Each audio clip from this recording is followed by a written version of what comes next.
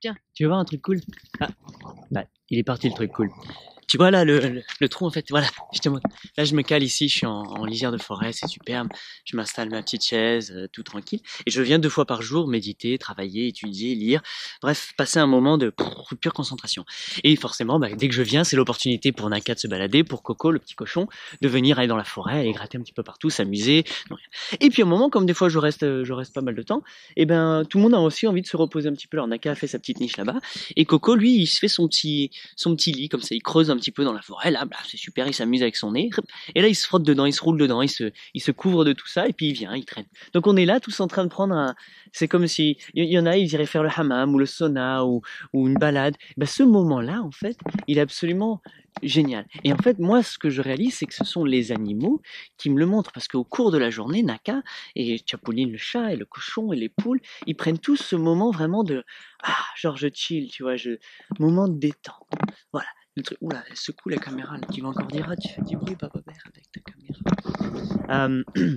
Donc ouais, en fait, donc ce moment de détente, ce moment de plaisir, de bien-être, c'est médicinal, ça t'aide, toi, justement, c'est un moment de repos que tu as besoin, tu as vraiment besoin de ce repos au cours de la journée, on est tout le temps à bloc sur tout, bla bla bla, c'est superbe, ces moments sont super importants. Donc moi, je les prends, j'observe la nature, le vivant, et je me dis, si le vivant fait ça, c'est que peut-être que l'humain aussi qui est vivant devrait faire ça. Et en faisant ça, effectivement, ma fille, oh là là, c'est super. Puis au même moment là, je brûle mon truc d'encens, je fais ma petite prière, je fais et je chante, tu vois, je passe un bon moment de liberté, de créativité, etc.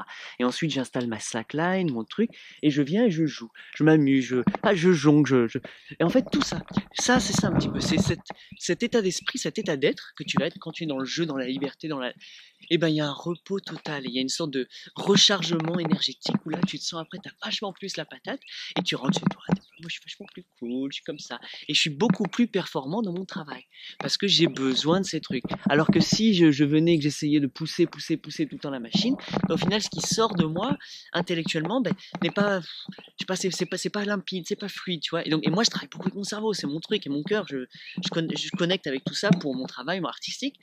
Donc, j'ai besoin de cette paix, j'ai besoin de cet esprit.